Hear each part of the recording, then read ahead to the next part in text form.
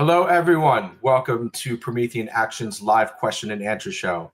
My name is Adam Starman. I'm a producer here with Prometheian Action, and I'm joined today with the illustrious and lovely Barbara Boyd and Susan Kokinda.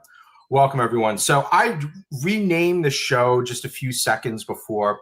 We're going to actually begin today's show with a discussion of the Save America Act must pass. There was a bunch of stuff that happened yesterday, and I want to make sure that we're all on the same page. So I want to begin with this. And I didn't prepare any video of this, but there was a whole bunch of video on social media. So much happened yesterday. So Trump literally just a little bit before said, today's housing news conference is hereby canceled until such time as we pass the desperately needed Save America Act, which I consider to be a national emergency. Thank you for your attention to this matter. Right, so that was yesterday morning that happened. You could see that was posted at 10:26 a.m. But that wasn't it. No, there was still significantly more drama in the day. In fact, last night, a new thing happened where the Senate actually switched. The Senate rebuked, they changed their mind, and they reversed course, rejecting the measure 5047. So it was Rand Paul and Bill Cassidy who flipped. And I want to play this clip. I believe this clip here came out of a meeting. I believe they were discussing the Save America Act at this meeting. They came out of it. So this is a clip that I did prepare here. I think we had a really great meeting, and we're very proud of the party. We like our leader. We like everybody really in the room. I don't like a few people, but that's okay. I think you know who they are. But I'll give you that information someday. But for the most part, we have a really well unified party. And I think what was most interesting here is that you see hidden off there on the right, almost out of frame, Tillis standing. Thune. Excuse me, Thune. Excuse me, Thune. And not only that, he's wearing a blue tie. Good catch. I did not catch that. That's right. He's the only one out of place, wearing the color of the Democrat Party, no less. And then I think the most dramatic thing that made me chuckle the most actually was now Trump is asking the Department of Justice to investigate price gouging of the gasoline companies. And I think this is so important on a number of issues. I mean, the biggest one is that we get questions all the time from our support. Thank you, everyone, for joining us. We get so many questions from you guys all the time asking us, where do the gas prices come from? Right, Susan, you've broken down. But apparently, not even the president seems to know where the gas prices come from. So let me go ahead. I think a lot of people probably already saw this, but I need to play this for everyone. And this happened during the press conference of the head of Mark Rutte, right? That was with Mark Rutte. The Department of Justice to do an investigation for oil companies that you said gas prices were not coming down quick enough. That's right. And you are concerned that there is price gouging going on, taking advantage of the prices. Sir, can you elaborate on that? So it's ExxonMobil, it's Chevron, it's Shell, it's BP, it's a lot of them. The gasoline or the oil prices have come down so much, and we are not seeing anything at the pump by comparison to what it should be. We should be, in my opinion, at $2.25 right now at the pump. And we're higher than that. And we are doing a big investigation on it, yeah. They're not reducing the prices commensurate with what's happening. Look, we are sending out, think of it, 19 million barrels came out yesterday. That is a flood. That's like a gusher. That's an oil gusher. And they should be much lower, the gasoline prices, which really is what people see more than anything else, but for their car. But the gasoline prices should be much lower at the pump. and the oil companies are possibly gouging. I hope they're not, otherwise they're going to be in big trouble. They're going to be in big trouble. We're not going to play games. Mr. President, We are not going to play games. And I actually want to pull up this other Truth Social here. This is the one I also wanted to read, because for me, this really gets at the duality of Trump. One minute he's kind of trashing on Thune, but then yesterday, so I was discussing how the Senate now agreed not to limit Donald Trump's war powers. So last night he said, wow, the Senate just changed its vote on Iran from 50 to 48 against to 50-47 for. Rand Paul and Bill Cassidy changed.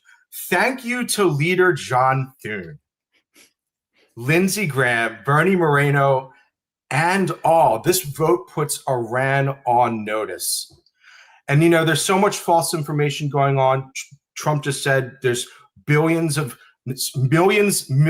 barrels of oil are being released onto the market. Barbara and Susan, your thoughts on everything that's going on in the world right now? Well, we'll start with the price gouging by the oil companies, which is a phenomenon which we haven't covered at great length. We've centered it in the city of London and how they rig the markets, which is 90% of the problem. But the other side of it is the oil companies he specifically named. Shell, BP, where do they come from? That's City of London. Chevron, a little bit City of London. ExxonMobil, that's, typically Rockefeller, etc. These are globalist companies. And when Trump issued his order to drill, baby, drill, he had the oil companies in. And those companies in particular resisted that, saying, no, we'd rather keep our profits high for purposes of shareholder value rather than spending the money, the capital expenditure, to actually go out and explore for more oil, or even open up, as in California, the things that have been shut down. So this is very serious. I think it's great and terrific. And, he's going to make sure that that price at the pump and the price of all of the downstream things like fertilizer, what have you, that come off of oil as a fuel source are going to come down, because he's dead serious about solving before the midterms the kind of affordability crunch which a lot of people are still experiencing out there. Certain states, like blue states, that still are into climate hysteria and are taxing the hell out of any type of fossil fuel, will still be suffering. But that's not on the president's agenda or watch. That's your blue state idiots who have to be confronted about this. So that's how I'd lead it. I think that's very important. The Senate has proved itself to be utterly brain dead in terms of what the population is actually concerned about. I saw Tommy Tuberville, Senator Tuberville, who's leaving the Senate and going on to become the governor of Alabama, hopefully, who said, I'm in a red state, okay? My people are telling me that they're not going to come out in the midterms unless the Save America Act is passed. We get that all the time. This has created, the 2020 fraud and the ongoing fraud, for instance, recently in California, have created a huge wave of cynicism about the absolutely critical for our nation's survival 2026 midterms in the population. Why should I come out, people ask, if I'm going to be defrauded? Now, a lot of stuff is happening, in this, not just the Save America Act. The voting companies, the ones who are responsible for 2020, have all been attacked and taken over, which people don't realize. Smartmatic is under criminal indictment. Dominion was bought up by a Republican head, the Republican voting registrar for St. Louis.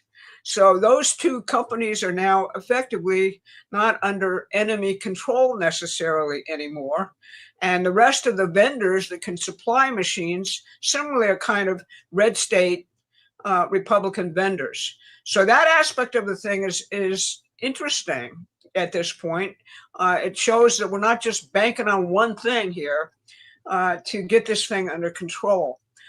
So, the Senate just is out of it. It's like stuck in this mode, which is, 20th century. They don't get what the president is actually doing. They don't get the entire revolution, or they do, and they're out to sabotage it. So I think this is, he went over, he took no prisoners. He is stalling everything until they wake up. And we'll just have to see how this plays out. But I expect more fireworks today. Susan Collins and Lisa Murkowski and John Thune are going to have to get with the program. So that's how I sort of open the show. Yeah, and I'll just add, I mean, I think President Trump is closing off all lines of escape. I mean, you had this kumbaya housing bill, bipartisan housing bill, which really doesn't do that much. I mean, it marginally stops the big investment companies from buying single family homes, but it caps the number they can buy at 3,500, so you can buy up a whole neighborhood, So, but it was one of these bipartisan, oh, look, we can actually do something for the American people, which honestly does not have that much teeth to it, doesn't address the supply side of it in an effective way. I'll get back to that in a minute. So, President Trump is just saying, well, I'm not going to let you play your games because this is secondary compared to the future of the country, which is the SAVE Act.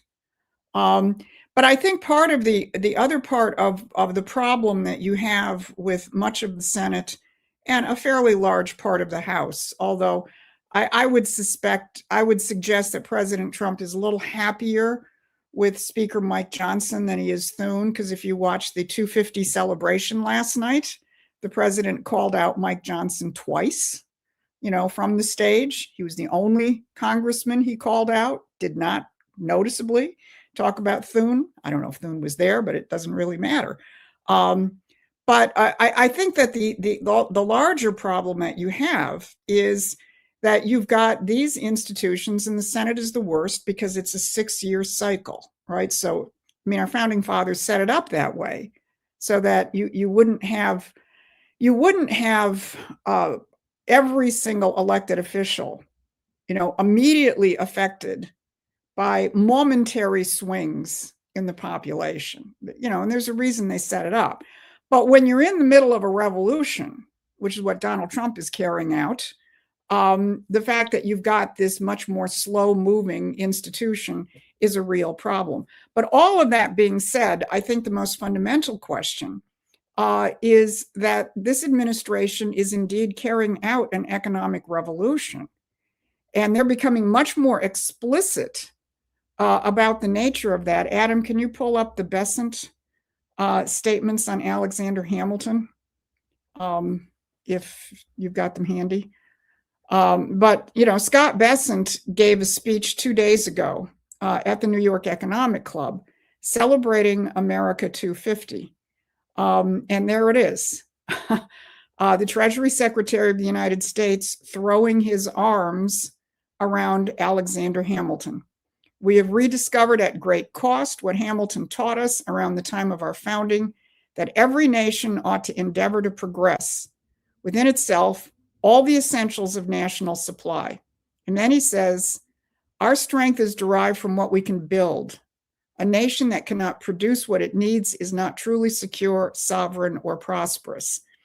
And, he also addresses, as did the new Fed chair in his remarks in his inaugural press conference last week, Kevin Warsh, the question of American ingenuity, the fact that our economics is driven by ingenuity, not by money, not by manipulation, but by ingenuity.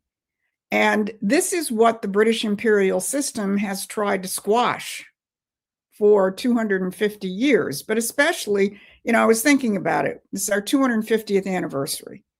And we're thinking about, I was thinking about how long has it been that our unique economic policy, the American system, has been submerged, has been buried, has been denied to it. It's been half of our history.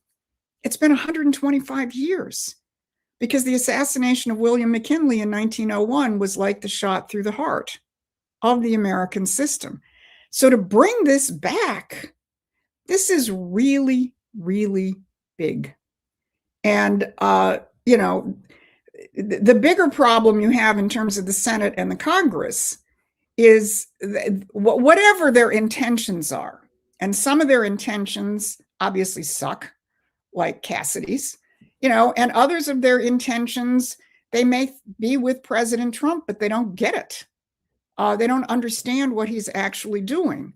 You know, but whatever their intentions, this is the envelope within which we have a problem. And my attitude is the more that this question of what the real fight is, the American system of Alexander Hamilton versus the British imperial system, which many people today know as globalism, the more that that is understood as the fight, the more people will have clarity as we go into this midterm election. And the more they will understand how they have to impact and shape candidates going into this election and elected officials like senators who we may be stuck with for another 2 or 4 years, because that's how the cycle works. But to change the discussion to the fact that in our the year of our 250th birthday, we are picking up the same economic policies that we fought the American Revolution for. I think that's how people have to think about going forward in this. And I think Bessent's statements are really quite stunning. A Treasury Secretary throwing his arms around Alexander Hamilton. That has been a no-no for, I think, at least a century in the United States. Thank you, Susan. Thank you, Barbara. And thank you to everyone who's tuning into our show today, both on YouTube and x.com. If you're watching on YouTube, guys, please drop us a like. It helps our syndication when the show is broadcasting live. Also on x.com, please give us a share. I think you can give, I don't know if you can like a live stream on x.com. Give us a share. Let your networks know that we're going live. And on YouTube, I also have a poll running on what the next topic's going to be. So far, people want UK Starmer out.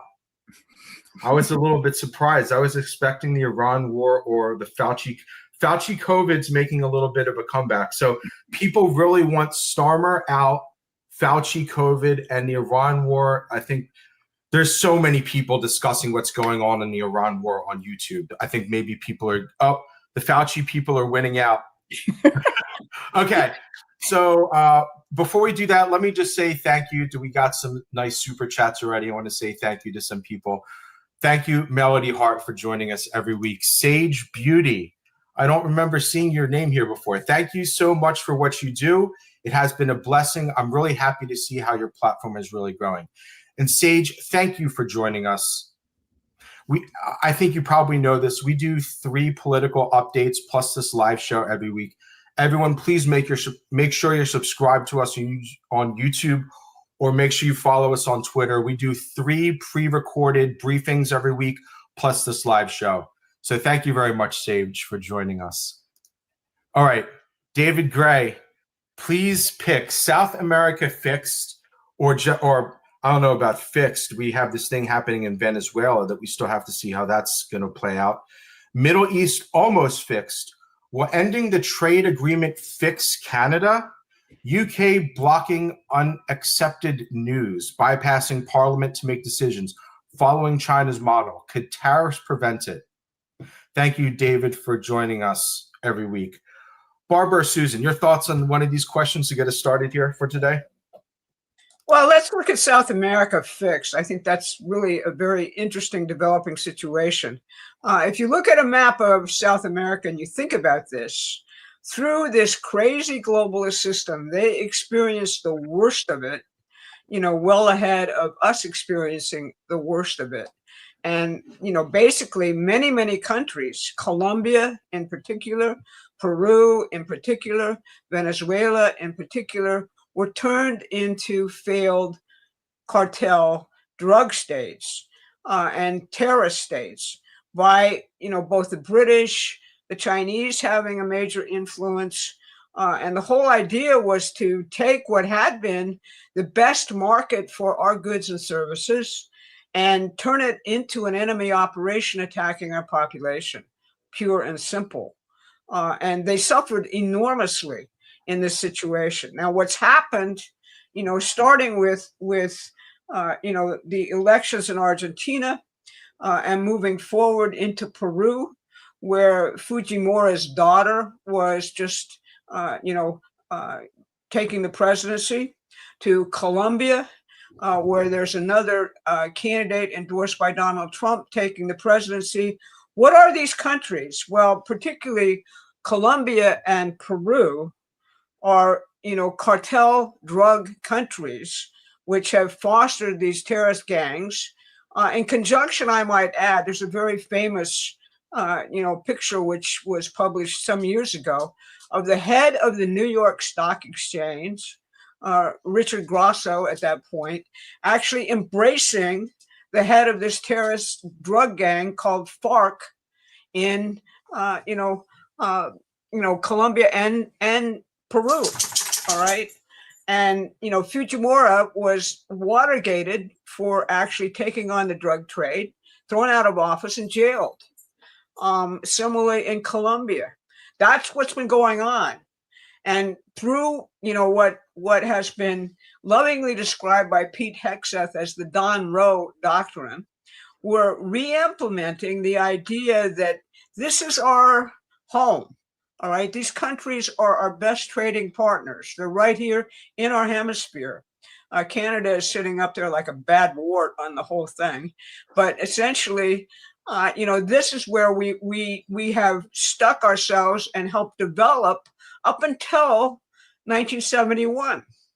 Now, and they were really great. If you go back and look, there were tremendous trade relationships, which were bringing up these countries in Latin America prior to, the whole implementation of the globalist world order in 1971, when the Bretton Woods system was actually crushed and taken over.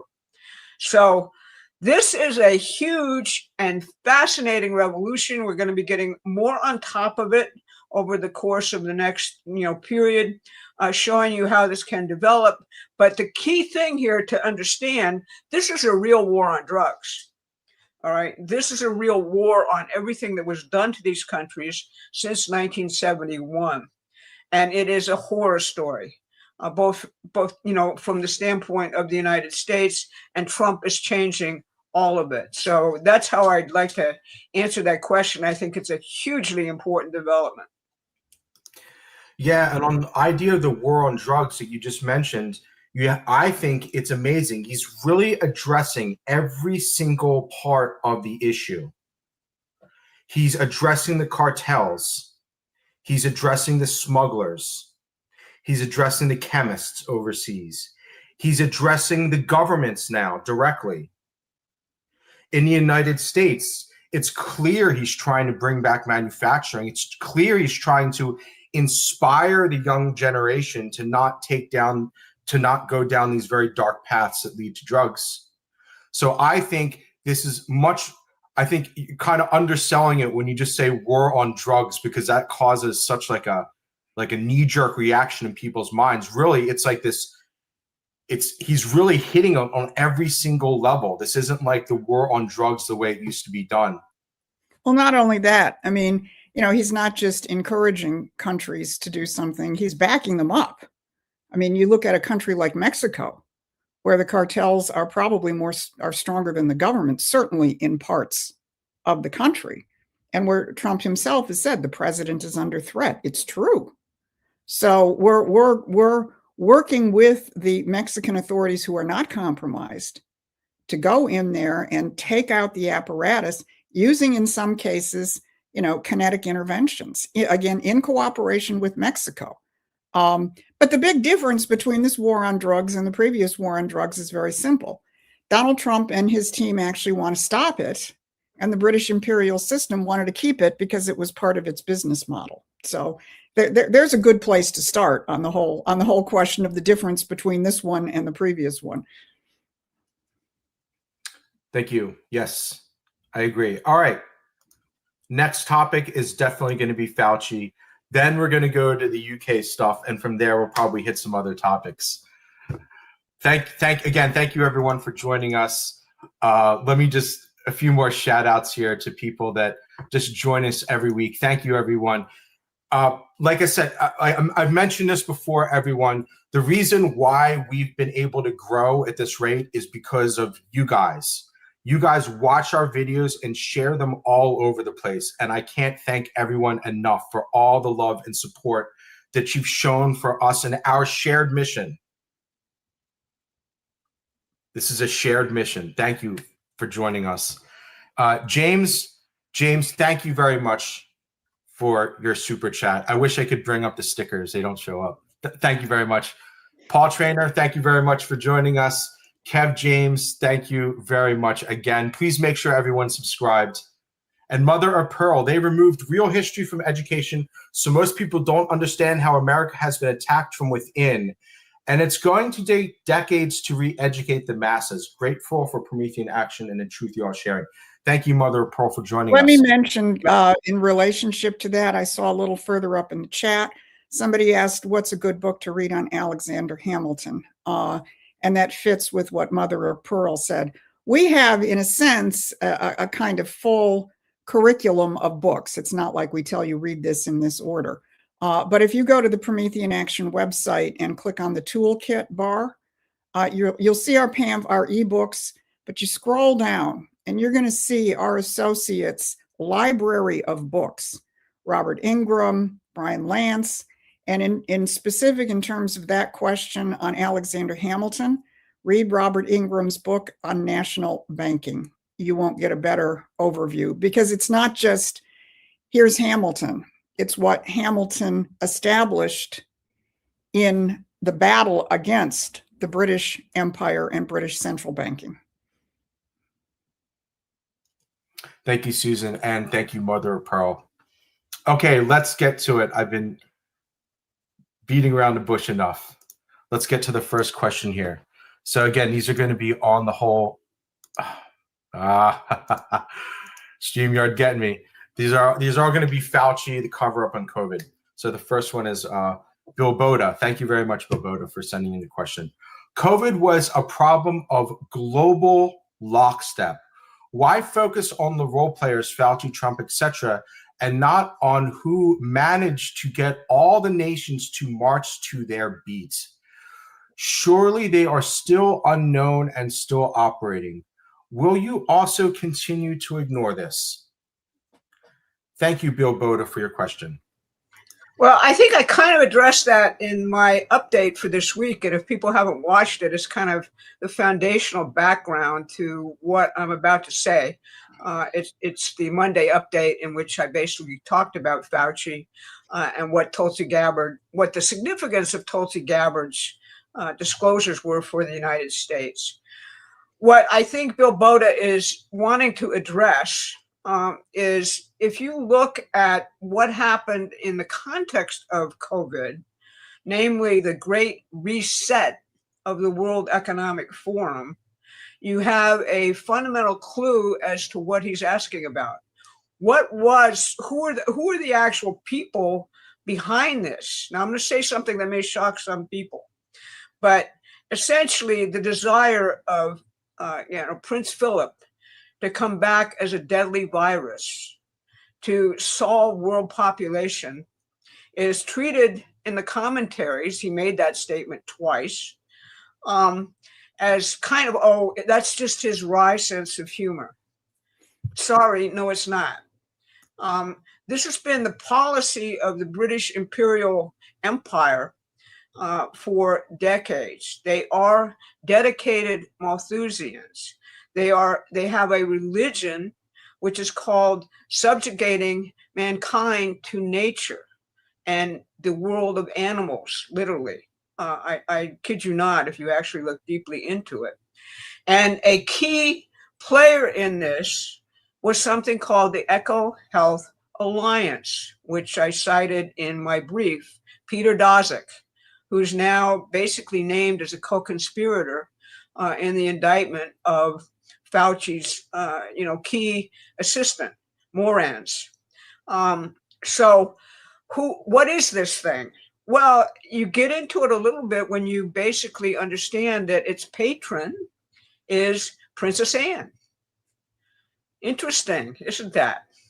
What was its role and mission? Well, basically it's tied to this gigantic project, which has all sorts of, British imperial links to it, called the World Land Trust, which is designed to set aside whole areas of the earth for profit by the City of London. This is where the whole plot, if you will, around COVID comes from initially. And I'm going to be doing a further deep dive into this to actually show you how it all relates. But, as opposed to, in answer to your question, you always have to take a look and say, what did the City of London and the British have to do with this? And particularly, what did the World Economic Forum have to do with this, since they came out of it and said, okay, great, we've had this cataclysmic event, we can use it. And, none other than Prince Charles and Klaus Schwab held a joint conference saying exactly that, to completely revise our system to meet new demands. All right. That's what Joe Biden adopted as his damn policy during his entire administration. Climate hysteria, change all credit mechanisms in the world to actually have stuff flow to green projects, and downsize and sort of ban every nation state, and most particularly institute these huge censorship regimes, which actually punish with jail time what are considered to be thought crimes. That's the overview, and we'll work to actually fill it out to you in the next couple weeks. Thank you, Barbara, and thank you, Bill Boda, for your question. All right, the next two, we're going to continue on this theme. This one's going to be more on the Gabbard release side of the issue. So these next two are going to be together. The first one here is some elephant. Did Tulsi Gabbard deliver the truth? Did Tulsi Gabbard deliver the truth on Fauci too late on purpose, knowing that he is protected by an auto-penned pardon and prescription? As a WEF young leader, can she be trusted? Thank you very much for your question. And Nancy says, Tulsi Gabbard is revealing that the intelligence community is providing false info in order to implicate Fauci. Tulsi is citing the intelligence information as the cover-up in order to blame Fauci and Trump for COVID. There is an account on X which explains all of this and is contrary to Barbara Boyd's analysis, where she claims Fauci is guilty. This account on X explains that this is actually an attempt by EcoHealth to put the blame on Fauci and Trump, which couldn't be further from the truth. What say you, Barbara and Susan? Seems to me Biden gave Fauci a pardon to protect him from being prosecuted for something he did not do. Okay. And the same goes for Hunter Biden. Nancy, I think you're probably a Democrat there. I think this first question is probably where, Barbara, your thoughts, Susan, your thoughts on this. Well, Tulsi Gabbard, it should prove to you that she's genuine and the real deal by the fact that the Washington Post on Monday published a 9,500 word hit piece on her, okay, claiming that she's a member of a cult. Basically. What publication was that? The Washington Post. I want to pull up that article for people. Right. 9,500 words, all right, saying that essentially everything that she's been doing has been controlled by the guru of this Krishna cult that she and her family are members of, all right? Having experienced that cult defamation myself personally over a number of years, I can tell you, for the most part, these are intelligence community created characterizations to turn you off and send you into a role, about cult leaders, all right? that's the article. 9,500 words, all right, which is the equivalent of God knows how much newsprint. And that should tell you something about Tulsi. Yes, she was designated as a WEF young leader when she was, I think, in high school or college, which is a designation they give to sort of tar people and pick them out to see whether or not they can groom them.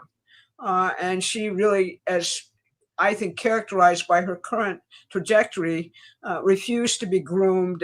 The whole thing has been removed from the WF website at her demand. This is something they do to tar people as globalists who are really not people they see great potential in, who they'd like to either recruit or crush. That's their, operating MO there. So I think she's proven that she can be trusted. Too late? Well, she didn't have an opportunity to do this until Trump came in.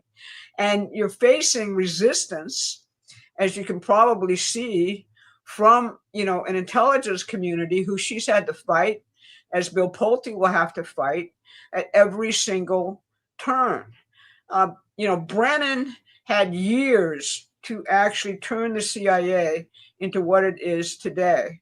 There have been major reorganizations done under Tulsi's leadership. For example, the DNI presently delivers the president's daily briefing, not the CIA. Interesting, okay?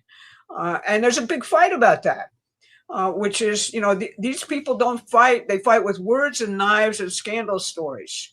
And my view is that she has delivered enormously. I've studied the coup ever since, 2015, 2016. And on every single front, she's delivered what can be delivered, what was written down. Now think about that. Are you going to write down when you're committing a crime saying, I did this? And here's all the evidence for it, and you can trace it? No, you got to actually, this is a big job. You've got to actually find where the documents are hidden, where the whistleblowers could come forward and tell you what's going on. So, Biden pardoned Fauci. Fauci is, in my view, you can't let him off saying, okay, he's actually controlled by X and therefore, he's not guilty. That's BS. He was chosen for this role because he's a monster. He's the guy who, when AIDS actually attacked the gay community way back when, he did exactly the same thing. There were a bunch of people in Greenwich Village and in San Francisco who had come up with, treatments for the virus, which were life-saving, for the immediate symptoms which were manifesting themselves. He blocked all of that, and he went with a drug called AZT based on a very small criminal trial of something like 240 people. And AZT was a killer drug. Its side effects killed the very people it was supposed to treat. The only reason why and AZT made tons and tons of money for Big Pharma and also for Fauci personally, through grants, and patents given through the NIH. So he's a monster. All right. I'm not ever going to let him off the hook because there are people above him who actually picked him to do this particular dirty deed to humanity. I think Tulsi has delivered what could be delivered out of the trove of what was there. And the most important part of it is the most important document in that whole release is from Lawrence Livermore. And it shows you that the people who know science, as opposed to all these BS people who claim to know science, were actually looking at all of this stuff and saying, hey, that came from the one lab. And the only question is, was it an accident or was it deliberate or was it planned? All right. And when you get into that, and Rand Paul, don't get me wrong, I think the Senate and the Congress in this particular instance has been very, very good. Rand Paul has been on Fauci's case forever, and he's setting him up to be prosecuted when he comes in to testify next month. All right. Because there's no way, given the documents, that Fauci is going to wiggle out of it except by trying to assert a Fifth Amendment privilege, which he can't necessarily do because of the pardon. So that's shaping up as a very, very interesting appearance. But as I said in my piece, the people who arranged this and designated Fauci as the hitman, they still have to be unearthed, and they don't exist necessarily in the United States. Rockefeller Foundation, yes. Bill Gates, yes, to a certain extent. Jeffrey Epstein, yes, to a certain extent. But the real motivator of this is this philosophy of Malthusianism, in which human beings are just simply, expendables. And, when you look at the World Economic Forum, when you look at the Great Reset, you're getting into the area where the real conspiracy was launched. Thank you, Barbara. I shouldn't be so dismissive. I shouldn't be so dismissive of this person, Nancy, here. Seems to me Biden gave Fauci a pardon and protect him from being prosecuted for something he did not do. The same goes for Hunter Biden. I think the problem here is that you have so many disinformation campaigns right now that are being run on social media that are pulling people's attention in a million different directions in every single wild flavor of belief. Is it really true? Is Hunter Biden, just to address this issue of all the psychological warfare that's going on, what is actually the truth with this Hunter Biden thing? Because I'm pretty certain that man was guilty.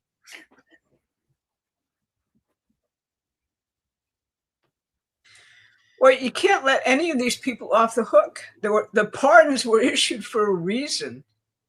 All right. And if you think about the 2020 election and what was on that laptop and everything that was done to suppress the story of what was on that laptop, the Biden family corruption in Ukraine, all right, the whole deal with the telephone call with Mr. Sniffles of cocaine, Zelensky, essentially, saying that the president somehow was guilty of a quid pro quo by even asking about what the hell is going on in Ukraine, and did you have something to do with the vote fraud in the elections? Basically, what is this all about?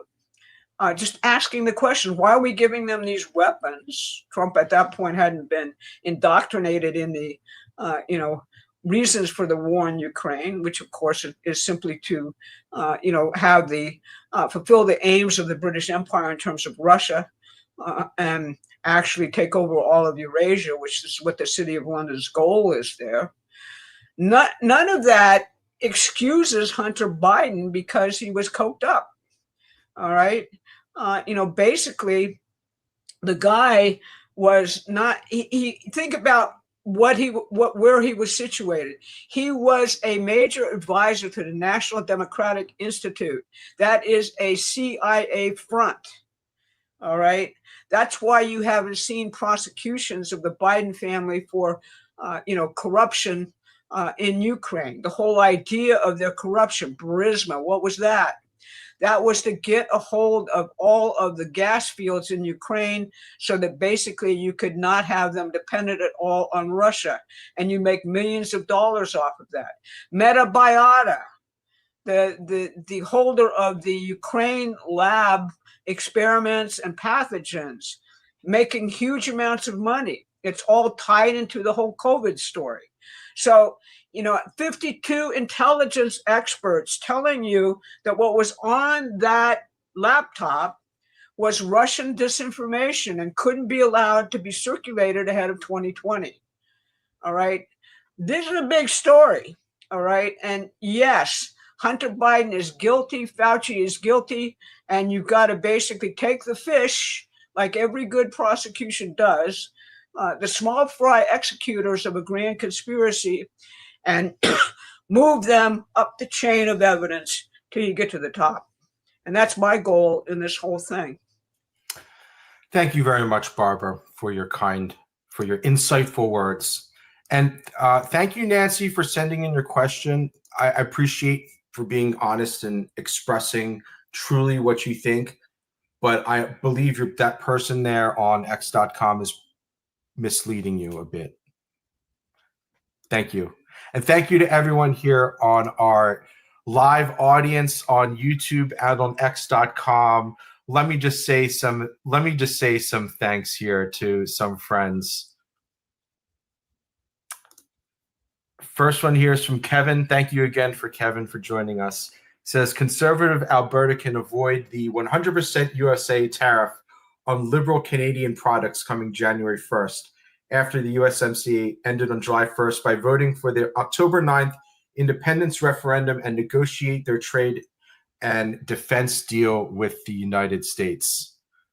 Kevin, thank you so much for joining us again. I don't know the detail. Barbara or Susan, do you know the details on any of this Canadian tariff stuff? Well, the question he's raising is whether Alberta declares its independence. And there is a referendum in October on that. Given who runs Canada, given the fact that Mark Carney is the central banker of the central bankers, and he is the spokesman for rebranded Globalization 2.0, and the fact that, the Governor General of Canada, is a very nasty person with a lot of ties to George Soros. Do I have a lot of confidence that the actual will of the people of Alberta is going to be allowed to express itself? I hope it does. But, given this state of play in that country right now, I'm not holding my breath. If it were to be able to become independent and negotiate directly with the United States, what you're saying is true. USMCA expires on July 1st if it's not renewed or renegotiated. But expired doesn't mean ends. It means it's then extended to numbers of years in the future before it ends. So there's a lot of moving parts going on. I mean, President Trump has said he's not that all interested in renewing USMCA.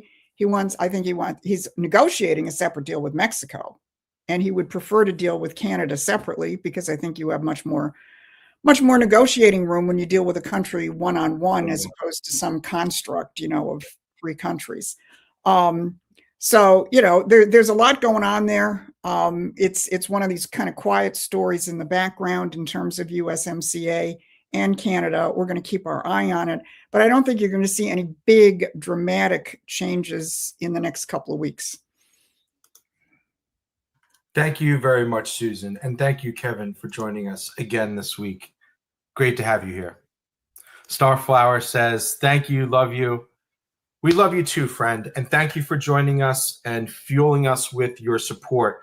Please make sure you're subscribed to the channel here. And people are already mentioning to me in the chat that I should mention the newsletter more. We have a free newsletter. I have both a daily and a weekly product now. I am slowly beginning to work to move the newsletter to be more of a standalone political product that'll have more news, more insights from us, not just completely driven by Barbara and Susan in the show. I want to expand it to be a bigger product.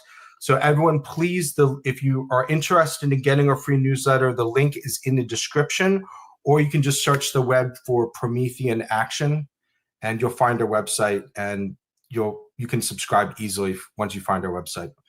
So thank you, Starflower, for joining us today. I hope to see you here next week.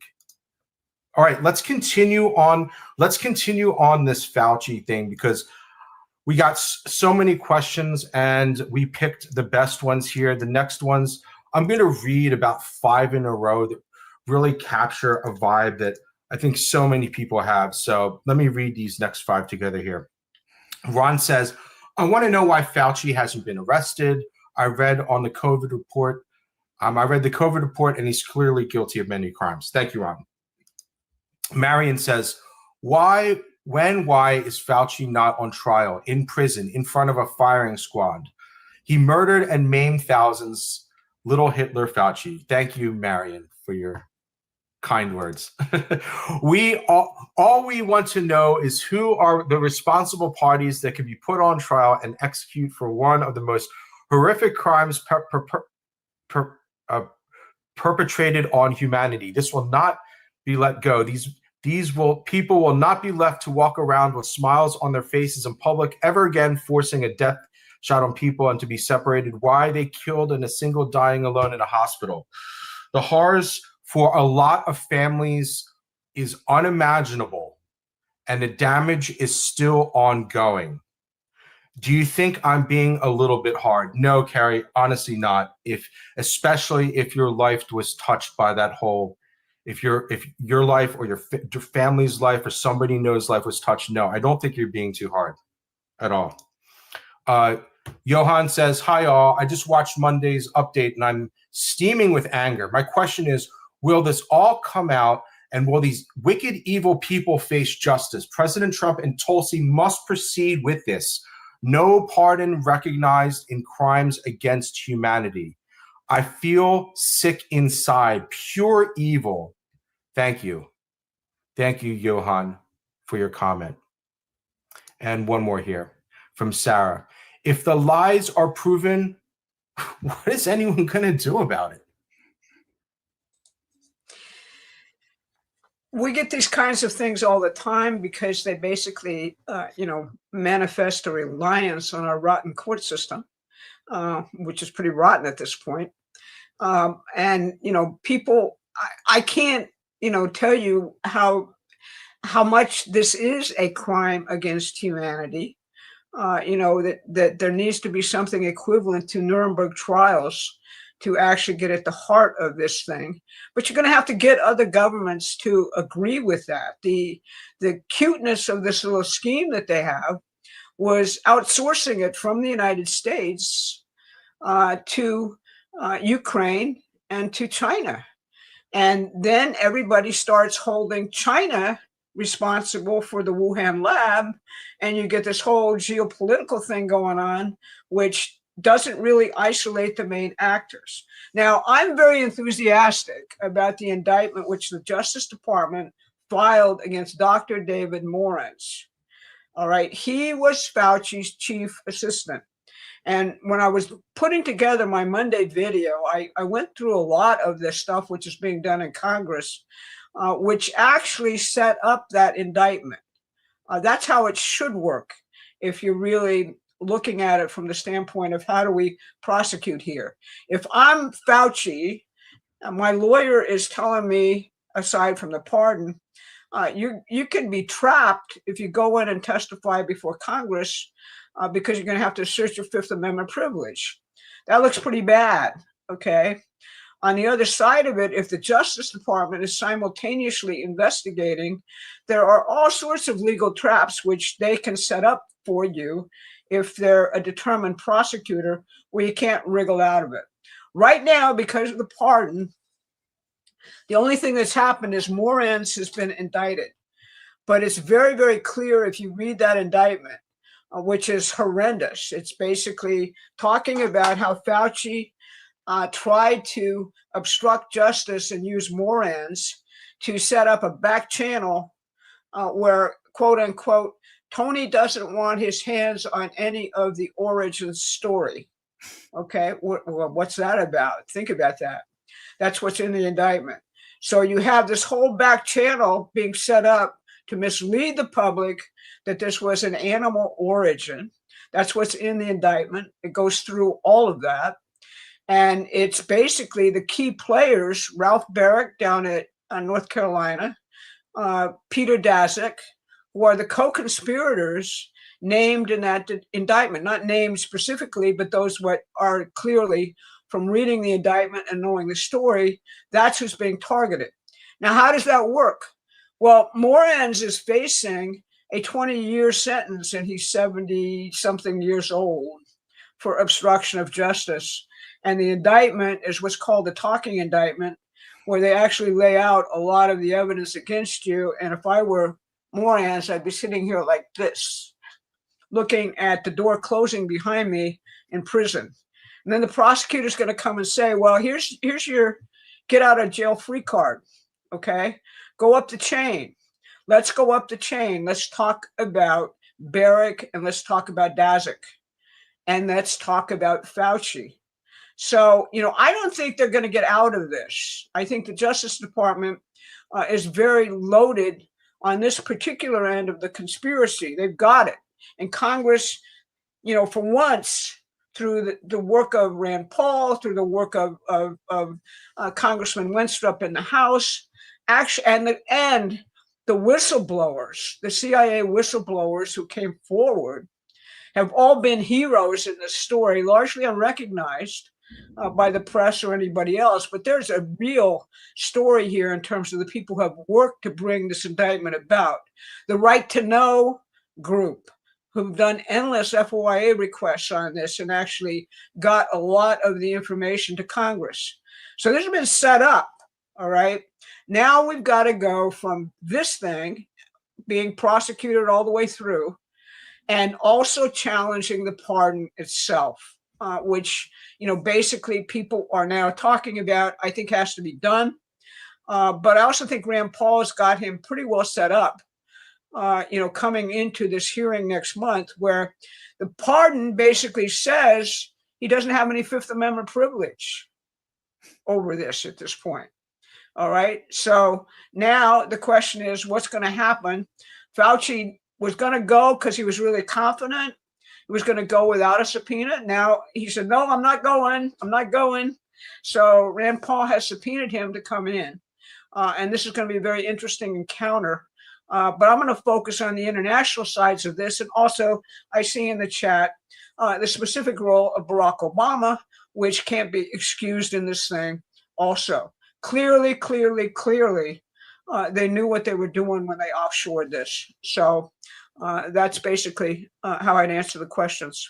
Yeah, and I want to add one other element to this, because somebody in the chat brought up the question of Nuremberg trials, which is a legitimate question, right? If you are dealing with crimes against humanity, but I want people to stop and think about why we were able to have Nuremberg trials. It's because we'd already won the war. There's another side to this that I think people have to be conscious of. While we push on every lever we can, using the Congress and using the U.S. justice system, the larger setting within this is that this happened because you have a system, the British imperial system, and all of the people connected to it and all of the structures connected to it, which has a complete and total disdain for human life. They think the human race is like a herd of sheep, and sometimes you can cull the herd. That's a quote from Charles when he was a prince. That is their worldview.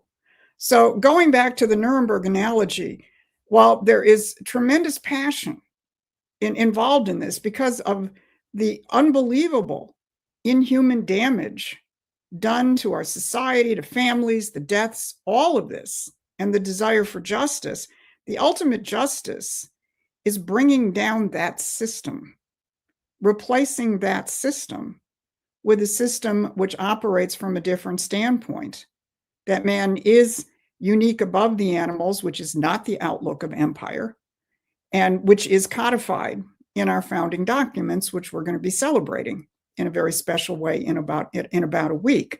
So while nobody should feel that they should not feel passionate about these horrors, just make sure that you have as much passion for bringing down the entire system, which is where I think if you look at what this administration is doing in terms of these dramatic economic shifts, silver bullets to the heart of the British imperial system. The American system is the silver bullet. That is what they cannot survive, because their system is based on keeping people backward and stupid. They think we're all animals to be controlled. Our system is based on unleashing human creativity. In a fair fight, guess which one wins, which is why they have throttled the knowledge of the American system. and stripped it away from our policymaking. This administration is giving that back to us. So, in this fight, it's really important to never lose sight of that. And, and it's that victory which I believe would give you the opportunity to hold legitimate Nuremberg trials. Thank you, Susan, and thank you, Barbara. And thank you, everyone, for joining us this afternoon here. Okay, we're going to get to the UK and Starmer stuff right now. So let me jump right into that. 40. All right, here we go. Oops. This is 41. So first question here is from Johan. Hiya, Susan, Barbara, and Adam. Loving all the updates, briefings, Saturday class. Absolutely fantastic. So interesting and revealing. Here in the UK, Prime Minister Starmer resigned. The whole UK is rejoicing.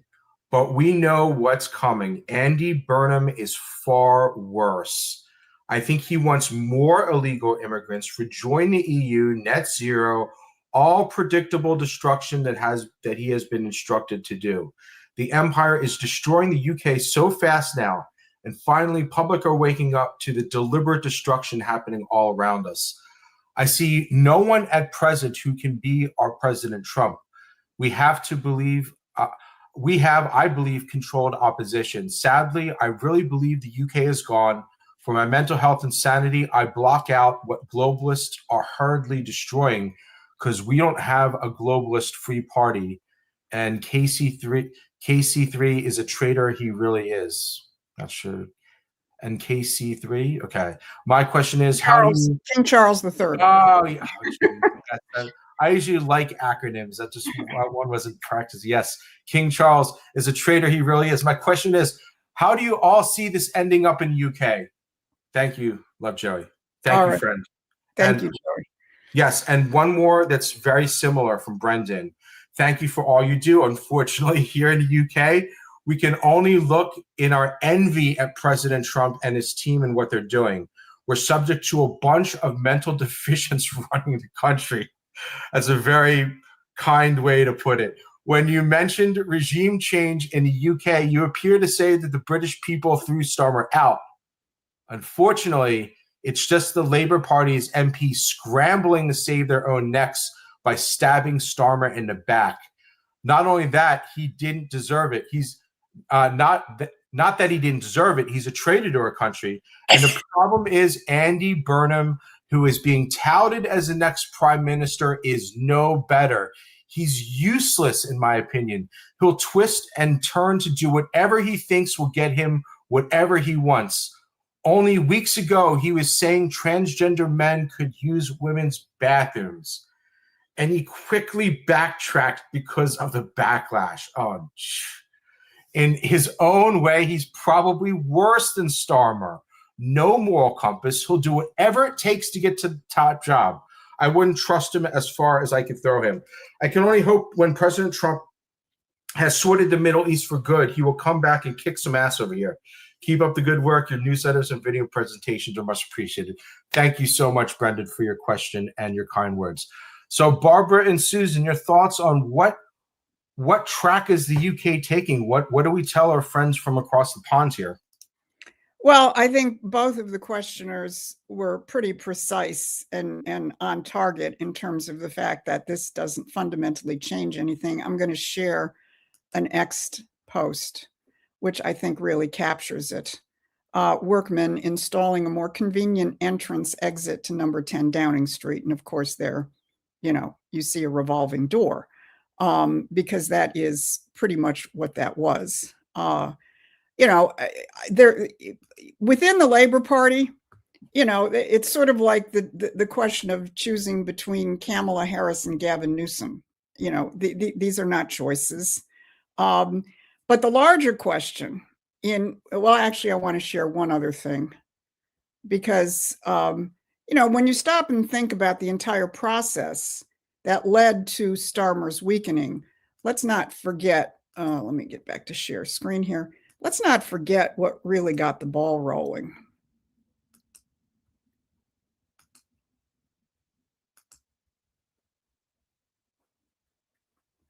There's Lord Peter Mandelson in the background. Somebody very much, captured the idea of what ultimately began Starmer's downfall. And I think it's important from the standpoint of understanding Donald Trump's relationship to Britain, because while everybody's hair was on fire about the Epstein files and why not enough was being released and so on and so forth, one of the big dumps months ago of the Epstein files is what brought Mandelson down. And then what ultimately brought Starmer down is the fact that he had, completely willfully ignored Starmer's relationship, Mandelson's relationship to Epstein. So I think it's important from the standpoint of thinking through how Donald Trump deals with other countries. He's not going to go in and carry out regime change. I don't think the United States is going to send the 82nd Airborne in and pull King Charles out and, install a president. That's not how President Donald Trump rolls. But what he does, and whether it's the UK or frankly, whether it's Iran, he creates conditions where the imperial forces are weakened and he leaves the room, he leaves the space, he creates the space where something better can begin to emerge organically. And this is so important because as much as you may want dramatic and radical change in a country, like getting rid of the IRGC, for example, you're in what Donald Trump is looking at is how does that evolve organically in a way that doesn't cause complete chaos and disruption. As he often references, does anybody remember Iraq? In terms of the chaos that we caused there when we pulled down their entire government. So, again, I think Donald Trump, I think, operates in many ways, many times in very, very quiet ways. And I think watching how Starmer, and then of course, Trump himself sort of announced Starmer's resignation before he did, sort of like, bye-bye, don't wait any longer. No, Burnham is no better. I'm not literate enough in terms of the internal politics of Britain to say that he's worse. One of the things Burnham and Starmer were infamous about was covering up for the Pakistani rape gangs. And that report has just come out, and it is a complete bombshell in terms of how the government covered this up. And what were the Pakistani rape gangs? It's another arm of the imperial business model where human trafficking, drugs, other kinds of horrors feed the dirty money operations, which are all managed, by the major money center banks through shells and cutouts and so on, so they can run their irregular warfare, so they can destabilize governments, so they can carry out terrorism that fits into, the picture. That's the real story behind that Pakistani rape gang report, which again is shocking and a bombshell. And Burnham and Starmer were very, very much involved in that. But in terms of what begins to emerge in Britain, whether it's in England, whether it's in Ireland, whether it's in Scotland, the people of that country have to revive the best traditions from their culture. And then they have to bring the best breakthroughs of other nations like national banking and the American system of political economy into that. That is the only way that you ultimately free your government, because otherwise, we complain about the uniparty here in the United States. You ain't seen nothing compared to what you've got in Britain. And there are opposition parties emerging. Again, I'm not literate enough, and I would be foolish to try and categorize which is a controlled opposition, which is a real opposition, which is an opposition which actually is beginning to develop in the right direction. That's frankly up to the people of each of these countries. Thank you, Susan. Barbara, your thoughts on this Starmer issue and incoming? Well, one of the things that I thought about when Trump said, what was wrong with Starmer is that he didn't open up the North Sea to oil exploration. It reminded me very much of an old friend who was the former lead guy for Guyana, who said, if you want to really see the British system in operation, ask to build a nuclear power plant in your country. Okay, this is the center of the debate. What are you doing to actually, bring your working population, your labor class, the people who build things, up to snuff in terms of developing their intellect and their creativity as human beings? That's at the center of the American project. That's what Donald Trump, Scott Bessent, and everybody else are bringing out. But it's only recently, aside from Jameson Greer's, thing at Davos, where he actually laid it all out in terms of what the American system is, cited Henry Carey, that's Lincoln's economist. Now Scott Bessent, in his remarks, is really focused on McKinley. Think about it. The people who were actually behind the American system, Hamilton, McKinley, both got assassinated. Why? Well, because it's really two completely different ideas, all right? We in the American system think that labor is primary, not capital, not extracting things, but the ability of the human mind to invent and create. That's why we're called Prometheian pack or Prometheian action. The idea that mankind has been given a gift to participate in God's creation and to perfect it. That's the whole idea. And the oligarch named Zeus in the old thing, in terms of Prometheus, what did he do when Zeus stole fire and foresight for human beings? He tied him to a rock and had his liver picked out by an eagle perpetually until he was freed. That has been the story throughout the entirety of history. And unfortunately, you have this whole very sophisticated apparatus in Britain, set up through the City of London, the Bank of England, and most importantly, your entire educational system, Cambridge, Oxford, and most importantly, the London School of Economics, which is a bastion of, Fabian economics, all right? Think about the rape gangs and think about the guy who was the first head of British secret intelligence, Jeremy Bentham, wrote a whole book called In Defense of Pederasty. That basically defines what you've got going on in your elites, which are just corrupt and evil, to be blunt about the whole thing. So I think that basically what has to happen is you have to surround a kind of virus, if I would call it that, of British imperial ideology, by big progress in American system development throughout the world, so that it becomes the idea which everybody holds as to where the future actually lies. And I think that's part of the answer to solving what is a very big problem. Thank you very much, Barbara. And thank you, everyone, for joining us for today's show.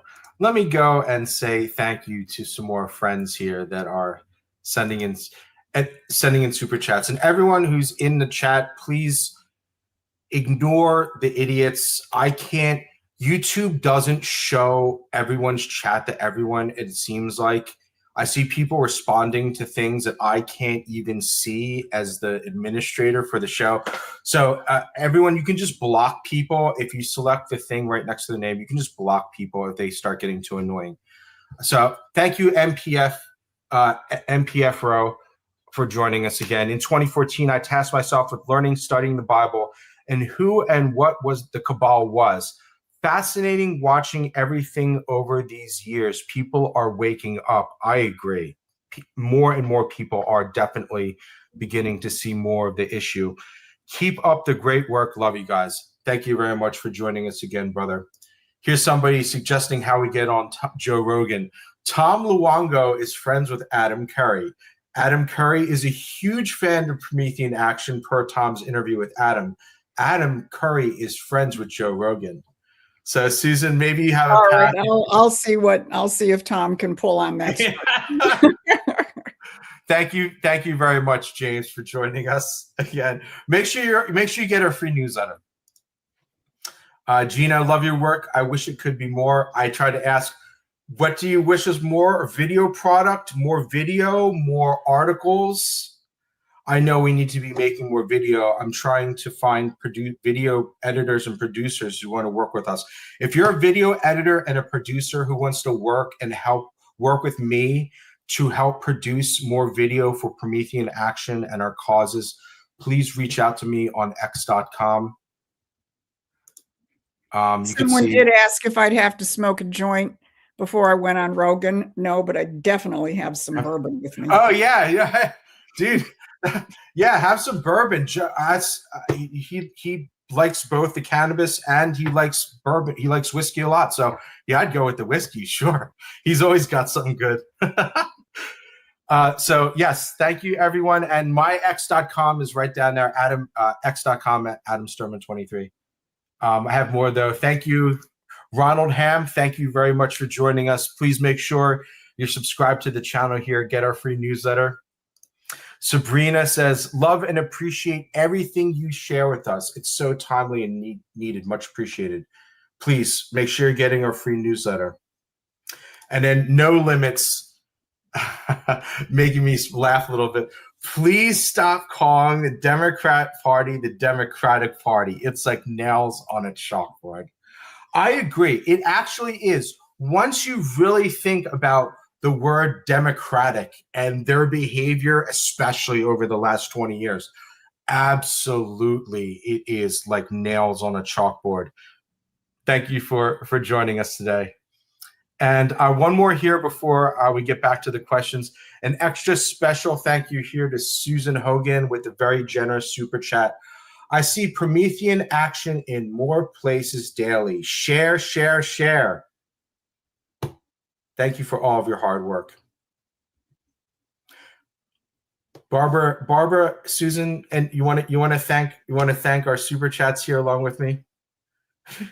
Absolutely. Look, we love you guys, and the fact that you help magnify our presence out there in social media is what is so important. We wouldn't be where we are today without both your financial support and your social media outreach. Just like to say, hear, hear. We wouldn't be anywhere without you guys. Yeah, it's absolutely amazing. Like people, so we tried to be on TikTok. We're going to have to change our campaign to really get on TikTok, but we tried to start posting on TikTok and we kept getting flagged for this and that. It's a super big problem on TikTok, I know. But I still get comments all the time. Hey guys, I'm following you on TikTok. And I'm like, well, that's really interesting because technically we're not. You're following somebody on TikTok. Yeah. I mean, we know that people grab our stuff and put out shorts on TikTok and Instagram and so on. So it's getting out there. It's not necessarily directly from us, but it's getting out there. What I want to actually build a team of clippers, guys. I made this other ask before. If you like clipping our content and are a skilled content clipper, please get in touch with me because we could definitely use, like, if we could coordinate our activity on these clips, we could have greater effects and maybe even have like a program for the people that are able to get the most amount of views. Maybe we could do some kind of t-shirt or something for the people that can generate the most amount of traffic for us. So please get in touch with me on x.com. We see if we can make this happen. Okay, let me get back to some questions. I'm going to take some questions on domestic issues now on the elections and what's going on in the Senate. All right, so I'm going to take that question, Susan, that you mentioned, the person that's on our circle team, and we're going to discuss the midterms and election integrity now. So this question here is from Karen. She's an active part of our community. Thank you very much, Karen, for sending in this question. Passed out Promethean flyers this last weekend. Had about 3 Republicans handed me the flyer back when they seen Trump's name on it. Some were upset because they were not seeing any relief for the middleman. But to my biggest surprise, I had about 6 veterans that were really upset with Trump over the treatment from medical to prescription prices. I really thought that Trump was taking better care of our vets. I asked if they were treated better under Biden, and they said yes. Thank you, Karen, for your observations and comments. Barbara and Susan, your thoughts. Well, I really wanted to flag this because I very much appreciated that Karen went out there and got our half-page flyers before we go any further. Why don't we show people what she was actually talking about? There we go. This is the half-page flyer that she's talking about. It's page 1 of it, which discusses the economic revolution that Donald Trump is carrying out. We're actually in the process of working on version 3, an updated version. You can get it there. And in fact, let's see, what's today? Thursday.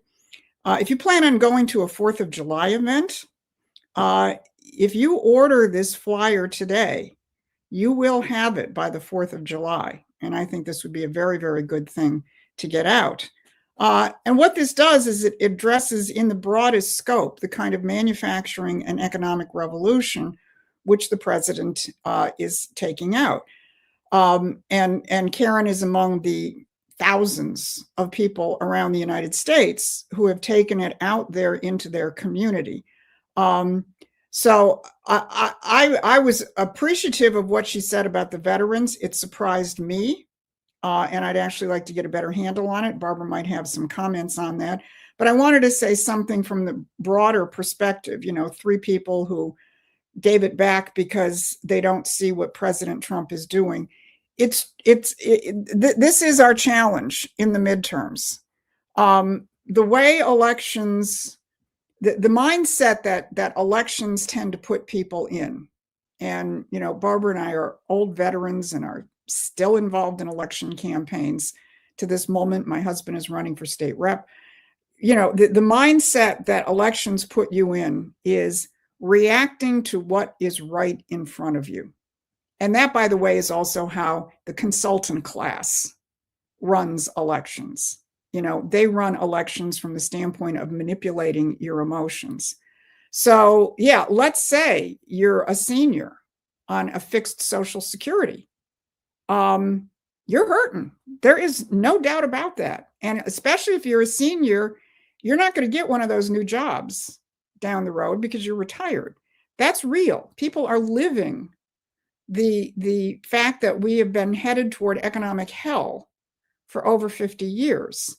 If you're not a senior, you have the potential in a year maybe, or maybe even 9 months or so, to get one of those new factory jobs.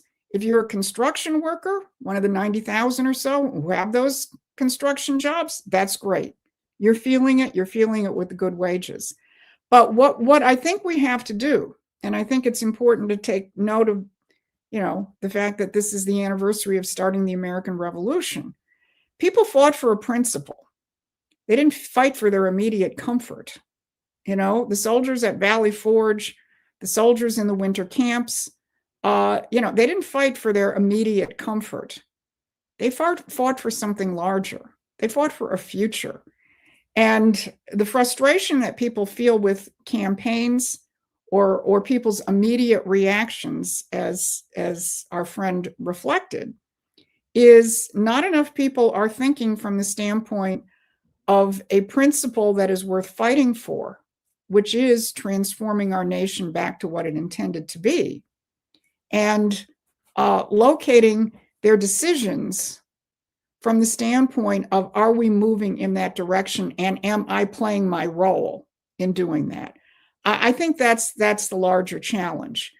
That being said, I think with energy prices beginning to come down, I suspect that in the interim between now and the midterms, and by the way, when we say midterms, we're not talking about the first Tuesday in November. We're talking about minimally the beginning of October, because that's when the absentee ballots are already going out and coming back in. So please do not think that the midterm elections take place on, I think it's November 3rd. They take place minimally by the beginning of October. So everything you're thinking of, and believe me, the people who do the same day voting, they're probably already going to vote for Republicans. So the people that you want to influence, the people that we have to influence, we have to be out there changing the environment by no later than the beginning of October. And I think that environment has to be from the standpoint of the shared mission that we have to restore this nation to what its founding fathers intended, and the recognition that, like with the Revolutionary War, it's not going to happen the minute you announce it, and it's not going to happen within the first year. That, to me, is the political challenge that we face, given the fact that so many of our fellow citizens are in this kind of agonized position where they don't feel that it's better, or, as Karen is reporting, some of our veterans seem to think that it's worse. I don't have a handle on that. Maybe Barbara has something to add. Well, actually, she probably does, because I think she has some experience with the VA. The VA depends on where you are, okay? If you're in Washington, D.C., that the Trump administration has taken a huge, huge burden in upgrading that hospital. It was a disaster. If you're in West Virginia, the legacy of Robert Byrd actually, bringing home the pork, that VA is terrific. And I've not had anything but a good experience with it. And I enjoy going out there and actually seeing how it works when my husband goes there for his yearly checkups and kind of reunion. It's a terrific facility. And the people there are, basically there to help veterans, and that's their mission in life, and they fulfill it. So it really does depend on where you are. Personally, I would like to see the VA system expanded rather than contracted, so that people have access to services even in rural areas. As I point out, the VA hospital in West Virginia is a gem. But that's because of a senator actually completely sort of making it his mission at a various point to bring home the goods for what is otherwise a very poor state. In other words, he was a complete ridiculous senator in many respects. But if you drive out there, you'll see that there's a whole section of highway which is completely modernized, no potholes, nothing. It's a terrific drive. So, my point is, it really does depend on where you are. If you're in a blue state, or my personal experiences with Washington, D.C. prior to Trump, you're in trouble in many respects, because the system hasn't been given the attention it actually needs. It used to be the center of all key innovative medical research, the VA system. And I think Trump is fighting very, very hard to ensure that it gets back to that mentality. So that's what I'd have to say. And some people did ask in the chat, I happen to know Karen's from Michigan, where we have 3 batshit crazy Democrats running our state. So I'm sure that has an effect on the VA system out there. Thank you, Barbara, and thank you, Susan, and thank you, Karen, for expressing your challenges. One of the things about organizing is that a lot of times you think you're unsuccessful, right? You go out there, hand out, people reject you, you think you're not doing anything. I think the biggest challenge of political organizing is always staying and always keeping your eyes trained on the big picture. It's so easy to get sucked into little spur of the moment things and discussions. You have to keep your eyes on the bigger prize, and always, when you get home later, reflect on these situations and always try to figure out, what you would do differently next time. That's also very important. So thank you very much, Karen. The next questions here are going to be on the SAVE Act. I know we kind of addressed that already, but I just kind of want to bring it back for a discussion point again. So I'll just read these questions and maybe we can have a bit of a discussion about what we're going to do next moving forward towards the midterms. Can you explain why so many senators, Republicans, Democrats are against the SAVE Act and why it's not coming on the Senate floor? Americans who want free elections, want election integrity, maintaining one of our sacred rights of free society want to know. Thank you.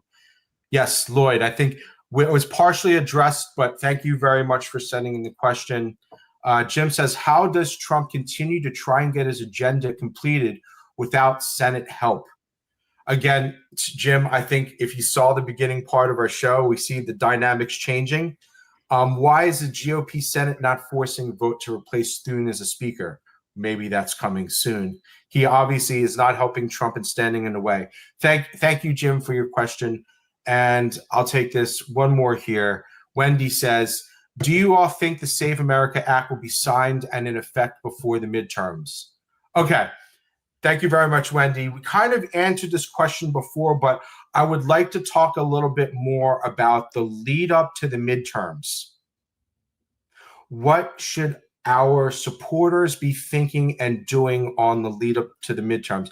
Obviously, people want the Save America Act to get passed, and Trump just made that a national emergency, which I renamed the show to match that. So, Barbara and Susan, your thoughts on this drama that's now playing out in the Senate, Thune, Save America Act, the Senate now reversing its stance and allowing Trump to continue negotiations in Iran. Let's discuss that a little bit more for our viewers here.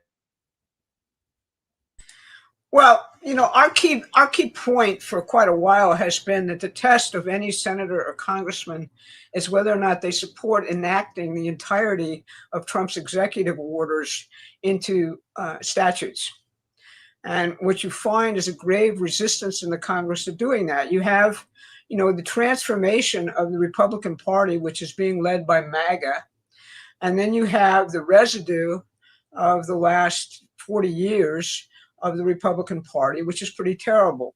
And then you have people who are trying to basically get your mind all screwed up about what Trump is doing and the impossibility of everything and everything else, like Marjorie Taylor Greene and Tucker Carlson and the whole crew of black pillars and doomsayers who are trying to get you so demoralized that you do something like vote for Tucker Carlson's new party or something coming up in 2028. That is, really the kind of cultural pessimism which is being, put in there to get you to stay home. Can we win the midterms without the Save America Act? That's the question you have to ask yourself. It's difficult, but we did it in 2024 by making the whole thing too big to rig. Now our challenge, the one we've taken under everything we're doing, is, as Susan said yesterday in a private conversation, Besson, Trump, Vance, Rubio, all get the American system, but people out there don't yet get them. And that is that's our mission, okay? Because if you understand what they're actually doing here and that they're actually building the future of this country in an optimistic and totally happy way for the next, 50 years, and the next generations, just like our founding fathers saw their role in history, then you got to get on board that train, all right, and leave your pessimism and doubt and everything we've experienced legitimately. Don't get me wrong. The government hasn't served our country up until now. Trump's first term was compromised. He tried very hard, but he was surrounded by Republicans, and the extent of the subversion within his administration is huge. They were fighting him at every single step inside. Now he's got a cabinet which is trying, to implement the mandate which y'all gave him in 2024. And now we need to repeat that in 2026, whether we succeed in kicking these senators into line or not. That's a battle. It's a battle that Trump has declared he's going to win, or else he's got them up against the wall because they can't go out and campaign on anything because he just stopped everything that they could possibly campaigned on, saying, I did this. All right. He stopped it and he said, okay, this comes first. They wanted to go out and say, I solved the housing crisis for young people in the United States. That was going to be their campaign pitch. He said, no, stop. This comes first. All right. So we're having a confrontation. But the thing that people have to keep in the back of their minds is we did this once already without the Save America Act. And we did it by getting on one page and amplifying what the president was doing. Now, key people in that framework are no longer on the scene. Tucker Carlson went nuts. What actually happened to him, I don't know. I never thought Marjorie Taylor Greene was much of an inspiration at all. But Charlie Kirk got assassinated. A very, very, very important, unique historical individual. The question is, how do we next man up in terms of making sure that the amplification of what the president is doing is getting out to every single person? And that's the mission, all right? We watch the big fights which are going on right now in terms of transforming the Republican Party. We have over on the Democrat side, we've got an insurrection. This is a Jacobin movement, which is actually in New York City. It's the equivalent, if you look back in your history and say, gee, it looks like another French Revolution is going on to defeat the first American Revolution, except it's now in the Democratic Party in the United States. So that's the big picture we're operating in. And the most important thing we can do is to really educate people about what we're building here. Just like our forefathers had the same thing, we have to walk with the courage and steadfastness, which they did, willing to give up everything for the future of this nation. And that's what we really have to evoke in ourselves. Yeah, and I want to build on that because, look, it's very clear that Donald Trump is playing the hardest of hardball right now on the Save America Act.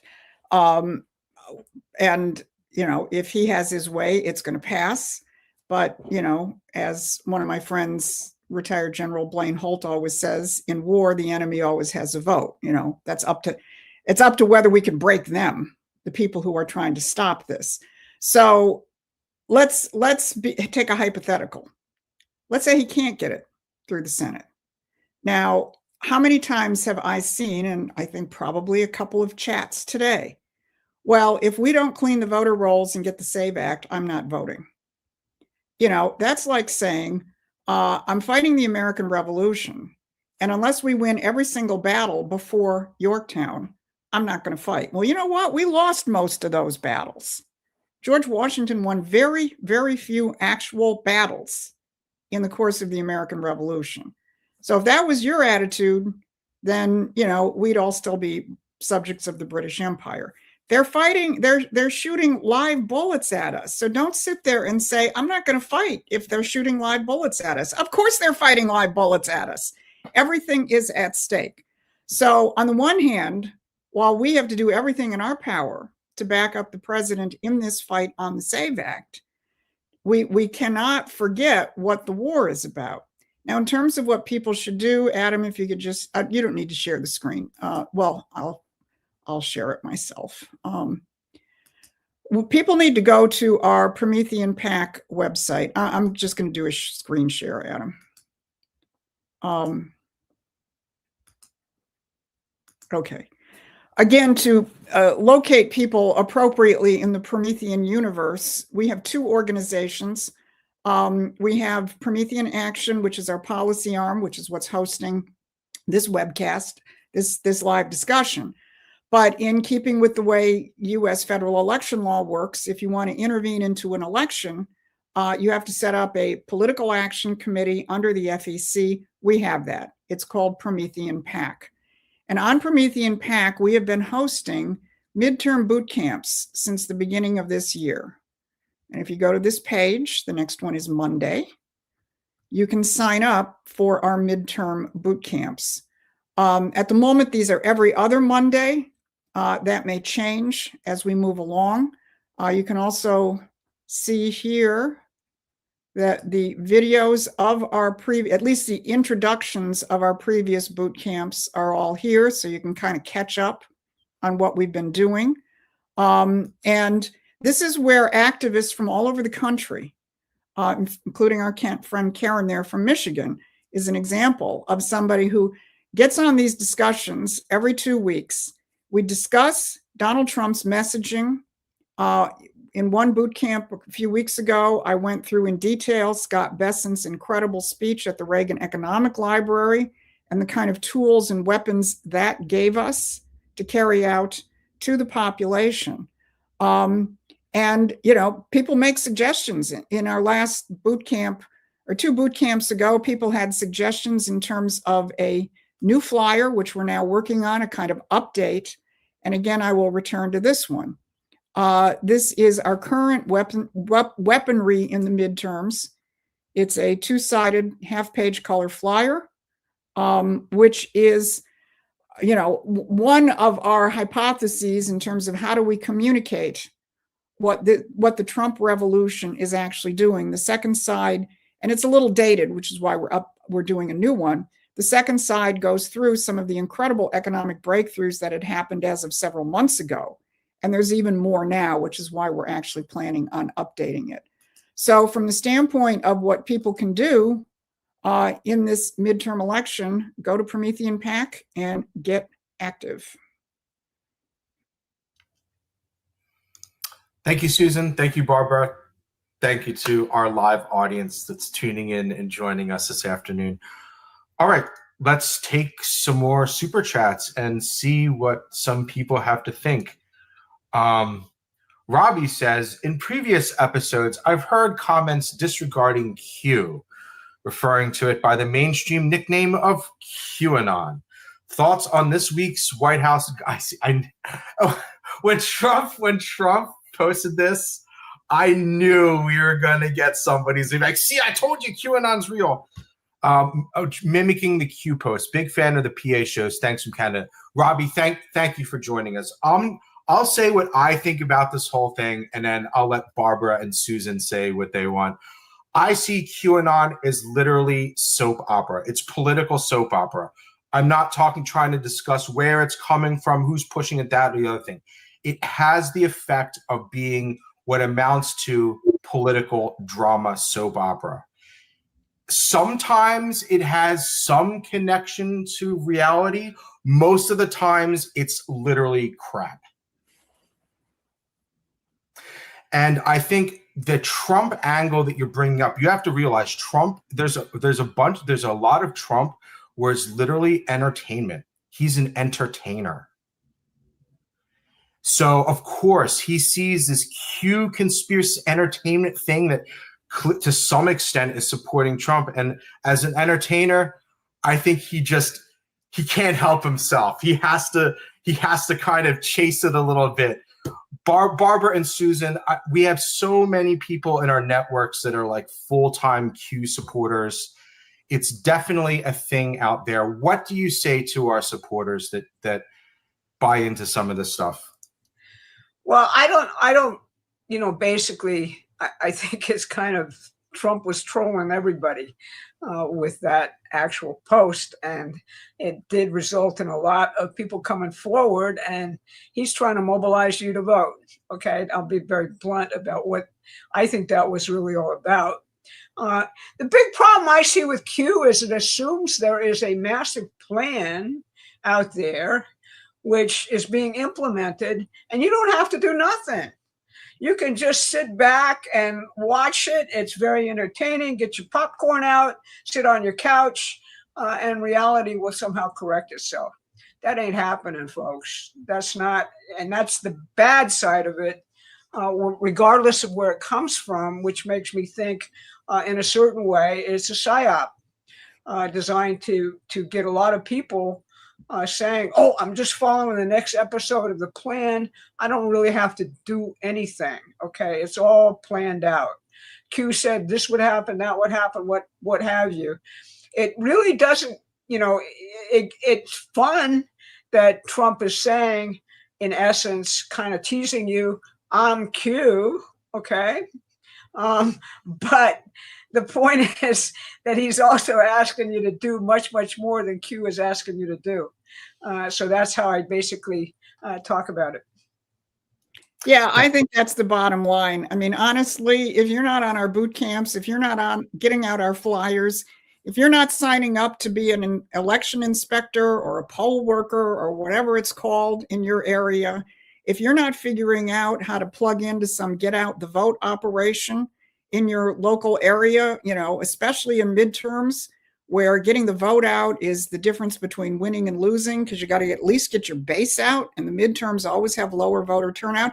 If you're not doing something to actually change your neighbors in this midterm, either get them out to vote, break through, whatever bad ideas they have about Trump or Republicans, help shape the orientation of a candidate by educating them. If you're not doing that and you're just sitting there playing with Q, I honestly, I don't know what to say. Yeah, they're trying to pacify people. Barbara, that's basically Barbara. I'm just putting in a different way. They're literally pacifying people. They're taking people that are, this is the war for attention. They're taking people that have spare attention, and they're using that media to pacify you into thinking that you don't have to do anything. Our organization's trying to do exactly the opposite. We're trying to move people out of their rooms, out and get out of the computer, right? Take some time and actually talk to people, actually organize people. And eventually, yes, you can organize people through the internet. That is possible. But we are trying to move people to action. That's the key thing that I think is how we're completely opposite from Q. So thank you, Robbie, for the question. Thank you, Barbara and Susan, for the answer. Make sure you're subscribed to our newsletter. Somebody just put something really important in the chat. Let me grab it. Went to a GOP meeting to meet candidates. They said, if you want to win this year, do not mention Trump. Disgusting. That is a problem. Yeah. That is part of why we've got to get out there with our flyer. And finally, on this question of Q, I just go back to what I said. Do whatever you want with Q. Believe whatever you want with Q. But if you're not doing the things, some of the things, one of the things, if you're not out there in IRL, if you're not out there IRL doing something, then, what are you doing? Thank you, Robbie. Steve says, keep up the great work. I'm learning a lot and want to support this important work to save our country. Steve, the link is in the description. Please get our free newsletter. When you sign up, you can either get the daily subscription or the weekly subscription. You can get them both. But please make sure you're on our email list so we can stay in contact with you. Thanks for joining us today. Paul Cahill from our friends down under. Why are Americans blind to the obvious corruption of your Senate, who must be all honey-trapped by refusing to get rid of the filibuster and pass the Save America Act? Barbara, Susan, any thoughts? Why are Americans blind? I don't think we're blind to the corruption of the Senate. I think it's more along the lines of moving people to actually take action instead of just sitting on the couch. I think that's true. That's what we've got. I mean, imagine Lisa Murkowski is not up for re-election this year. But imagine if you all in Alaska actually kind of created a mass movement in Alaska to say, you're full of it.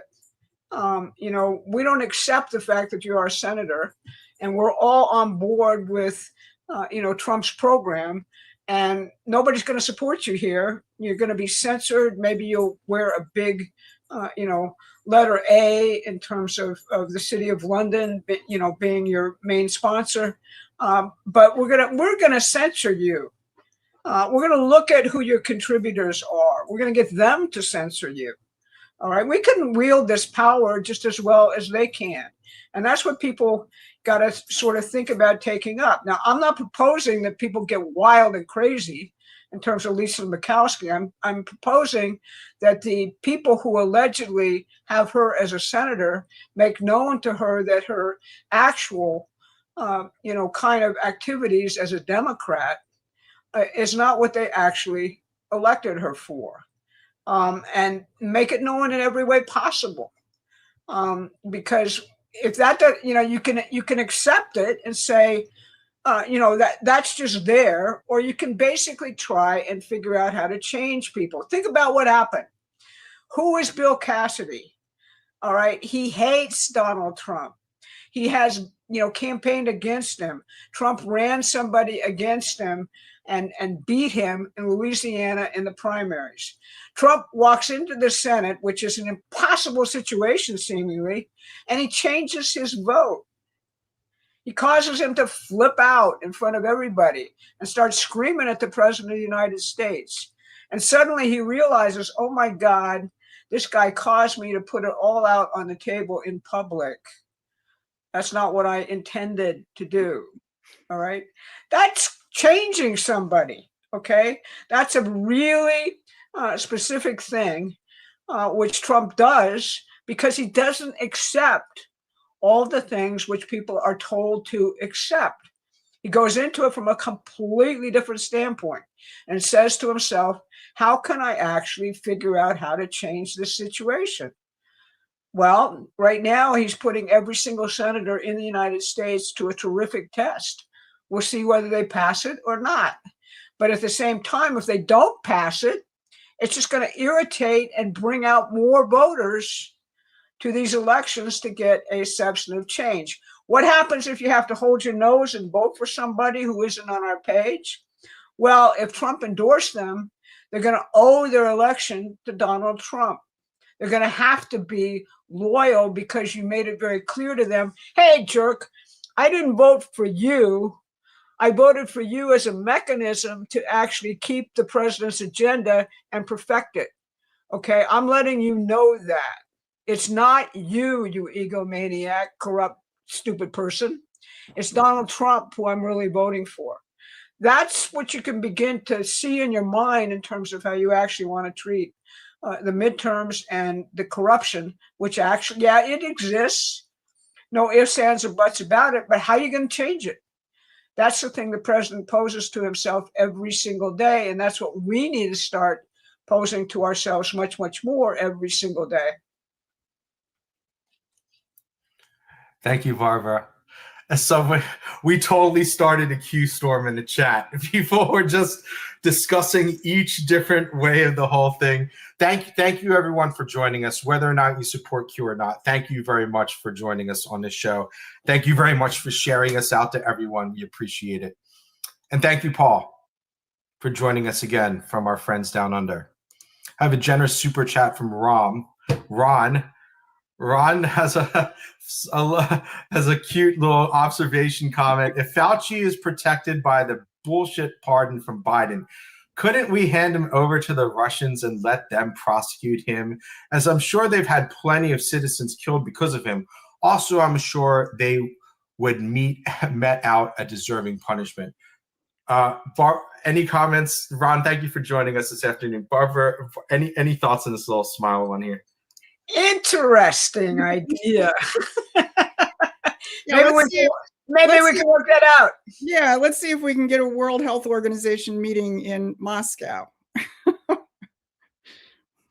Thank you, Ron, for joining us today. Please, I mentioned this before, get our free newsletter. The link is in the description. You can get a daily or weekly sub. So thank you very much, Ron, for joining us today. Somebody says, Slab says, thought you had a connection with Mike Benz. Mike Benz knows Joe Rogan. So maybe you want to reach out to Mike Benz about that, Barbara. Thank you very much, Slab. Make sure you're subscribed to the channel. Okay, I want to take some more here from our friends. Casey Pierce, saw you on Patrick Bet David. Great interview. Thank you very much, Casey. Please make sure you're subscribed to the channel. Grunt longtime friend, Sick Bay Commando here, and I've been so happy, proud that Prometheian is on other outlets like X. And as Susan has stated, when the American system is in, we will have our Nuremberg. Yes, but we have to win first. And honestly, I'm trying to get us onto more social media platforms. I could just blindly post stuff to other things, but we're trying to actually set up processes and recruit people that could actually potentially run our social media presences on other sites. Like one I know I need to do is Facebook. We're just reposting stuff to Facebook, but we don't really have like a Facebook strategy. So I'd like to try and work with somebody to develop a strategy for Facebook, one for TikTok, one for Instagram too. I know that's a whole nother can of worms that I don't even know anything about. So Instagram too, again, reach out to me on x.com. Thank you, Grunt, for joining us today. Now, KLMN, another great fan of ours, says globalist systems led to economic disequilibrium, wars, and require a surveillance state to enforce as they only benefit the intermediaries. Hamiltonian systems are inherently stable and peaceful. That's the truth they've tried to hide. Very insightful. Barbara and Susan, your thoughts on this one? Well, yeah, you've stated it in one way. I would state it in a different way. Globalist systems are based on looting and stealing and not creating. So, it's like a gigantic parasite sucking the blood out of its host. At a certain point, that host is going to collapse. And that's where imperialism comes in. You destroy your own country, like the British. And so you have to go out and you have to get loot from other countries. Whereas a Hamiltonian system, and then just to put a finer point on it, that's not the way the universe works. The universe basically, the rule of the universe is kind of grow or die. You've got to grow. Our universe is self-developing. We have to constantly improve our relationship to God's universe. And that is the basis of the Hamiltonian system. That is the genius of Hamilton's economics, that the measuring rod is not something fixed. It is the principle that you constantly have to make scientific breakthroughs, put them to work in technology, disseminate them throughout your economy. The principle of Hamiltonian economics is constant progress based on the understanding and the understanding that God is a creator. This is a creative universe, and it is continuing to be creative. And that only an economic system, or for that matter, a political system, which understands that and adheres to that, is going to continue. So I wouldn't quite call it stable. I mean, I would call it stable in the sense that it's not going to collapse like imperial systems do and lead you into, chaos. But it's, it's metastable. It's or to use another term, it's negative entropy. It's not winding down, and it's not sitting pat. It must constantly develop, which you see at the best times of America's history. You see it when Kennedy launched the space program and the impact that had on our economy, or what McKinley did with his tariff policies and his other investment policies, or what came out of the Civil War with Abraham Lincoln, setting into motion before his assassination the Transcontinental Railroad. So, I think your distinction is the proper one. I would just put it in those slightly different terms. Thank you, Susan, and thank you, friend from across the pond. Thank you for joining us every week. Really appreciate having you here. I hope you're getting our free newsletter. All right, let me run through the last of these super chats here. Jim, thank you very much. Talk about our balance of payments, negative $1 trillion a year under Biden. Yeah, we're certainly Trump is addressing that. Thank you very much for joining us. Devon says bourbon, clinks his glass, And another friend says, this is an ad for Jim Beam and Evan Williams. Paid for me and endorsed by Susan Kokinda. America, baby. Thank you, New Life, for joining us. Jackie says, thanks. Thanks, Jackie, for joining us. Please get our free newsletter. The link's in the description. Any flyers need to be written on a 4th grade level because of the dumbing down of education. Many have never had civics. Yeah, it's a tricky thing. Yes. We're working on the leaflet right now. I don't know if it's being written at a 4th grade level, but I think we're definitely trying to convey what needs to be conveyed to win this midterm election. So thank you very much, Gabe, for joining us. 3 Lions 66 says, tracking the IDF U.S. military merge. That's concerning. I think we addressed that last week, but I think it's a lot more nuanced than you think you're reading into. Thank you for joining us this week. Blantore says, thank you all. Keep up the good work. Make sure you're subscribed. Thank you very much for joining us. Deborah Dorr, blue states trying to knock us down in Connecticut. Not happening. Keep the truths bombs flowing. Thank you very much, Diva. Thank you very much, Diva, for joining us. And Girly Engineer, love listening to Barbara and Susan. So knowledgeable and funny. What can we do to get the Save America Act passed? Could we organize a national peaceful protest? Thank you for all you do. Closing question for today. Barbara and Susan, your thoughts on this final question.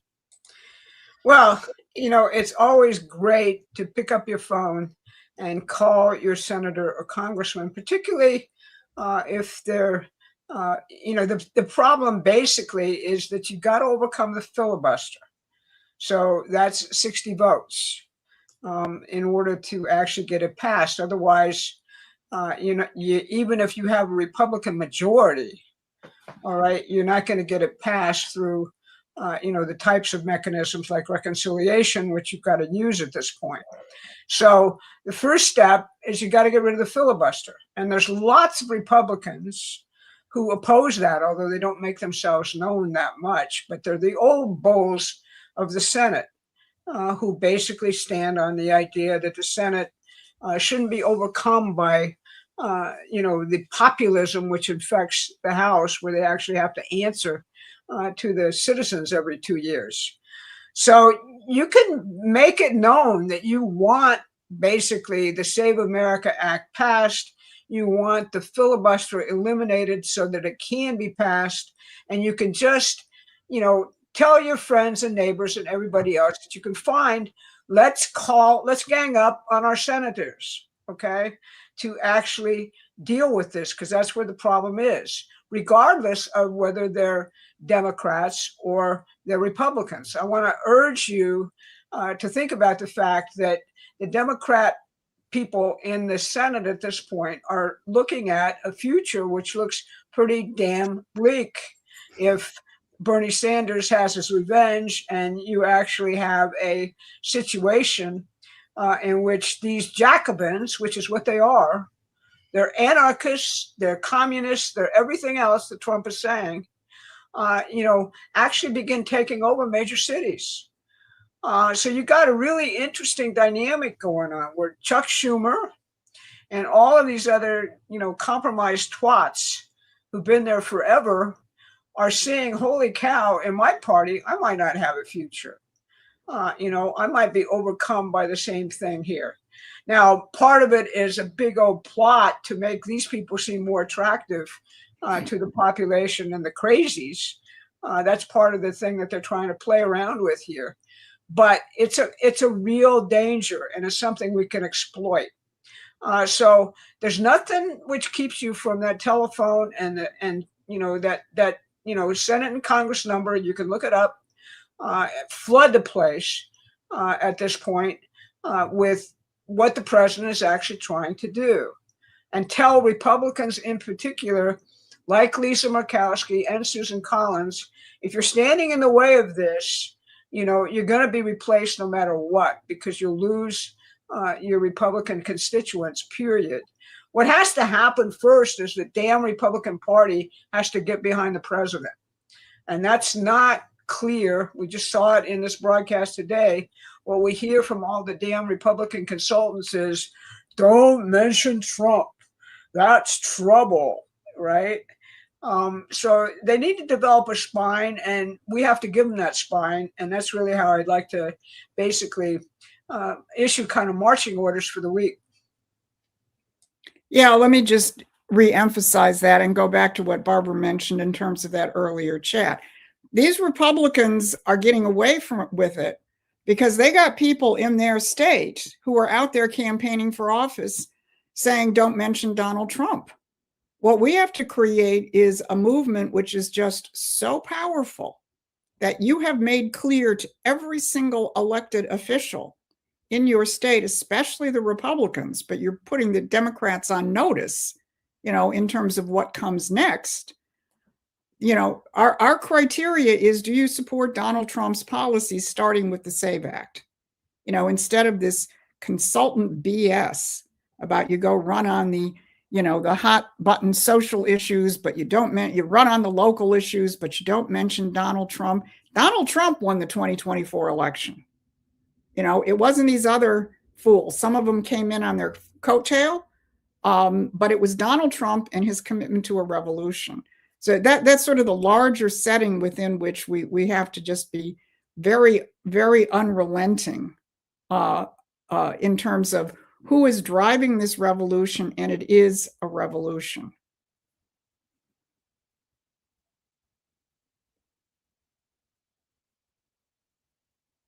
Thank you, Girly Engineer. Thank you, Barbara and Susan. Thank you, everyone, for joining us today. I just threw this up on the YouTube player thing. You can, if you like this shirt, you can find a link in the description. It's called the America 250 merch collection. The link's in the YouTube description. You can click on the YouTube might have a pop-up for it. You can check it out. Thank you, everyone. We're going to see you next Thursday at the same time. Our next political update is going to be on Saturday. Thank you, everyone, for joining us this week, and we'll see you again next week.